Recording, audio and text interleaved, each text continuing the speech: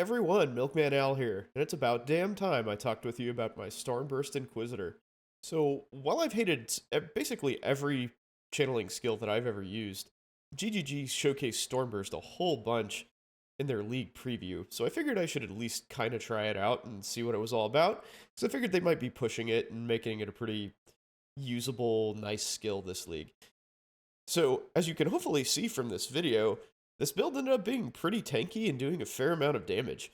I'm through my really terrible gameplay. You can see that I've tanked Shaper Slams and Shaper's Beam fairly effectively, and also phase him pretty quickly. Keep in mind that, as usual, all of my characters are made with pretty budget gear, as I'm a fairly casual player, so none of this stuff is going to cost you too much. I think my entire investment in this character is roughly like 6 exalts, or probably even less than that, actually. It's really not an expensive character to make, and it's very effective. I did all in-game content without any problem. Um, Super tanky, good damage. No complaints, really. The playstyle might be a little clunky for some. There's not a ton of movement speed in it, so if you like a zoom character, maybe this isn't ideal for you.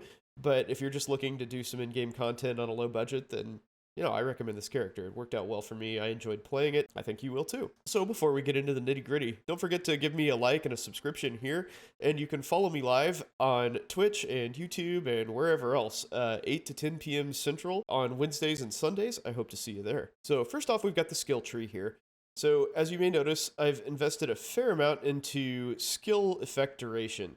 Now, this affects the damage for Stormburst for mapping in particular a whole bunch, and we'll get to why. But basically, when you stop channeling, all of the orbs that you've channeled explode and do damage based on how much duration that they have left. And if you increase that skill effect duration, then that damage increases dramatically. And so basically, having good skill effect duration increases your mobility and your damage output while you're dodging around. So that's a good thing to have for this build. Now, at ultra high-end investment, you would want to spec out of this and get this jewel slot for an unnatural instinct. Now, I don't believe that I have ever had 10 exalts on hand at one time, ever, at any point in this league. So I am a dirty, filthy casual. But for those of you who are not and can afford a 10x jewel, then by all means do an unnatural instinct. That is unbelievably powerful for this build right here. Your tooltip damage might decrease some because you lose the more skill effect duration and potency of will, but you gain cast speed, you gain area of effect, you gain life regen, and you gain some curse efficiency. And all of those things together will increase your damage, like your real damage output, while you're channeling the skill in particular. It might decrease your damage when you stop channeling, but that's really okay. For most bosses, you're going to be channeling to do most of your damage anyway, so that's okay. So for leveling this build, I went durability first. So in terms of ascendancies, went Sanctuary and then Pious Path, so you get your regeneration online as fast as possible. So the only thing that I did in terms of damage was come over to Potency of Will as quickly as I could. So basically I came out of the starting area for Templar, came down here, got Determination's increased mana reservation efficiency, so you could get armor online as quickly as you can, get all these life nodes and everything that are here and here and here and down in the Marauder area, come into the Scion Wheel, and get all of these things. And you should easily be able to have a whole bunch of life energy shield by the time that you actually are able to spec into Pious Path, which is, level 40 something, maybe 50. And after you get Pious Path, it's just straight damage for a while, because your main mode of survivability is online, and you can just pump damage and sit there and tank stuff while you channel. No big deal through the rest of the campaign. Once you're at a point where you can acquire cluster jewels, which are very good for this build, I suggest you spec into those quickly. I have chosen just kind of a generic lightning jewel that's kind of more utility for me than anything. It allows me to have some power charges and also gives me some extra shock effect and blind chance for a little extra durability. And for medium cluster jewels, I tried to get rapid infusion to increase the effect of effusion as much as I could. but that was really hard to do in conjunction with Enduring Focus. I wanted a way to generate endurance charges, and this is actually a really rare mod on the channeling cluster jewels. So it was tough for me to find the combo of Enduring Focus and Rapid Infusion. So I settled for one with Vital Focus. But ideally, you would have Enduring Focus and Rapid Infusion on the same gem. This one is Rapid Infusion and Precise Focus to take advantage of the fact that I am a crit character. I thought about doing multiple cluster jewel setups, but that ended up being too much of a sacrifice in terms of durability. And since I am kind of a shitty player and, get hit a lot and die a lot, I figured I would mitigate that as much as possible, and I already do a fair amount of damage anyway, so all is well. I didn't think that I needed to sacrifice all of those life and energy shield nodes to get some more damage. You'll also note that I have here a Doriani's Glorious Vanity jewel socketed with Corrupted Soul here. This is very important for the build because since you are kind of a hybrid life and energy shield character, this essentially doubles your life regeneration due to Pious Path, allowing your life regeneration to also apply to your energy shield. So as you can see over here, I have 1600 life regeneration and also 1600 energy shield regeneration. So I am really durable and my regen is freaking fantastic. It's very tough to kill me if you don't down me in just one straight up hit. So after you acquire Pious Path, do your best to get a Glorious Vanity jewel as soon as you can, because that's basically the keystone that really drives this build in terms of survivability. So as I mentioned, this is a Storm Burst build, and I chose to just use a straight up level 21 Storm Burst gem. You could use an anomalous gem, which increases skill effect duration, but that's more useful if you plan on kind of using a hit and run strategy where you channel a little bit and move around and channel and move. So all of the orbs that you're creating detonate and deal damage that way. But I chose a strategy where I was more trying to maintain my channel and move around the map while at max channeled orbs. So I thought that the straight up damage was going to be better off for me. As for supports, you basically just support it according to what Path of Building tells you for a crit character. Increased critical damage, infused channeling is nice for extra damage, and also some damage reduction. Damage taken reduction, that is. Fizz to lightning to complete conversion. Increased duration, awesome again for kind of the hit and run strategy, which during mapping is really nice. And increased crit. For supports, I've got Zealotry, Vitality, Wrath, Determination, all linked with an Enlighten, so I can fit them all in. All of those things are really nice to have for your build. Determination, obviously a huge boost to your survivability. Vitality in this build applies to your energy shield regeneration also, so really big bang for your buck on that front. Movement skill, I'm using Frostblink because when you Frostblink, it does not interrupt your channeling, which is awesome. I also like Frostblink because it allows me to take advantage of Algor Mortis gloves, which, if you're unfamiliar with them, cause everything within your chilling areas to take up to 35% more damage, or increased damage, excuse me.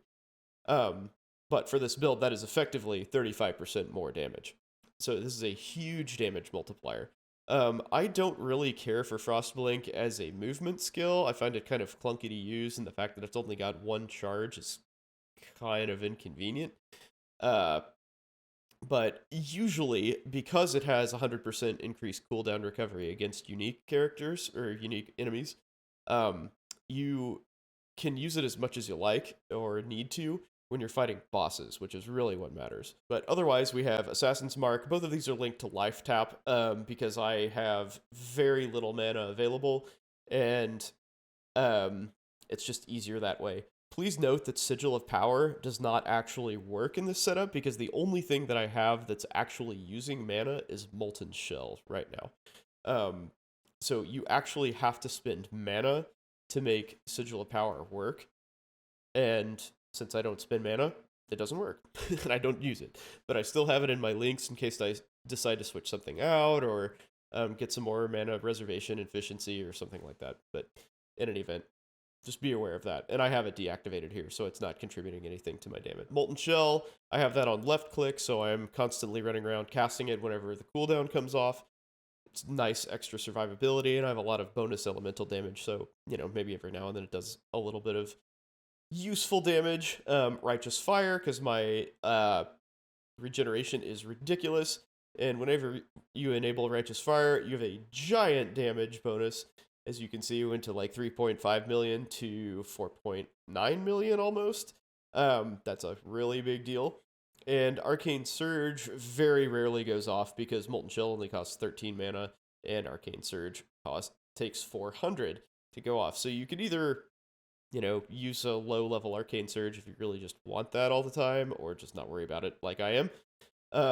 But when it goes off, that is also a pretty hefty damage bonus of, you know, 20%. To round things out, we've got Frost Shield on a high-level cast when damage taken, because I can basically sit there and just tank hits and regenerate life all the time. So it's fine for me to have a high-level Frost Shield and a high-level cast when damage taken. This is on life tap, so it actually casts. And then I've got Decoy Totem just kind of hanging out in case, you know, I'm up against like a fast enemy that keeps dancing around me and kicking my ass, and I can't really do anything about it, so I can throw up a Decoy Totem to like buy me a second or two to, you know, establish my channel and start doing damage reliably. Items wise, I started out using a Dusk Dawn as my staff, but I ultimately traded for this, the Spirit Roar Reciprocation Staff. It gives extra energy shield, which is certainly nice, but really the trick here is that socketed skills spend energy shield before they spend mana, which is awesome for this build, because I can reserve all of my mana and spend my energy shield, which regenerates super crazy fast. So I've got Storm Burst socketed in my staff. So the staff is great. It's +3 level of all lightning spells, and some extra crit, cast speed, you know, just generic good stuff for any caster. I bought this staff for like 40 chaos, which I think is pretty cheap. I think a similar staff would probably run you about an exalt most of the time. And I made it 6 links on my own, just with the crafting bench. That cost another 2 exalts, basically. So this is figure 3 exalt staff. Probably the most expensive thing that I own. Most of my other gear is basically exploiting Pious Path to give me ridiculous regeneration. So it's pretty much resists, life, and life regen. I have a cold damage and life jewel in the Stygian Vice, so I can actually freeze things and take advantage of Sadist if I ever get that. And also the mod on the lightning cluster jewel that I showed you that gives me power charges whenever I shock a chilled enemy. For armor, the life is extra energy shield is a huge benefit. Definitely have to make sure that you've got an open prefix to craft that on, or you just buy an armor with it already on. This is a Gravicius craft, so get a Gravicius prefix body armor and unveil it to try to get this if you want to craft it yourself. You'll see that I'm running an Ash of the Stars. This amulet is just way too good to not use for pretty much every build, especially spellcasters. The extra skill level and the quality of gems is a gigantic damage boost. And it's a pretty cheap amulet. I think I bought mine for like 40 chaos or something, even though it's got pretty high rolls. And to round things out, I basically just have a bunch of life and energy shield jewels with other random mods on them. These were not expensive. I think I didn't pay anything more than 10 chaos for each of them. And then I have flasks, some of which I crafted, some of which I bought. I didn't spend more than 20 chaos on any of these, and because they gain damage with critical strikes, and I think one of them gains charges when I get hit. Yep. Basically all of these are full of charges and active pretty much all the time because they are used when charges reach full. So again, fairly cheap here, but they add a ton of survivability. Certainly worth having. So ultimately, this build was a ton of fun to play. I did find the channeling skill to be pretty clunky still, even with Frostblink to move around, but it was less awful than I had experienced in the past. I did enough damage, you know, about 3.5 million with reasonable buffs up to 5 million with Righteous Fire going. It felt very comfortable. It's very tanky, very durable. I had no problem doing in-game content whatsoever on a pretty low budget. I definitely recommend this as a league starter even. I think that you could get through to red maps and, you know, farm yourself some nice gear, get through in-game content very comfortably. It might be a little bit harder in a solo self-found environment, but with trade, it's butter, man. It's really good. It's really easy. Totally recommend this build. I hope you guys enjoyed this. I hope you give it a try. Stormburst was a lot of fun. I was very surprised. So again, I'm Milkman L. I hope you enjoyed this video. I'm live 8 to 10 p.m. Central on Wednesdays and Sundays. I hope you come and join me. Until then, take it easy. Thanks for watching.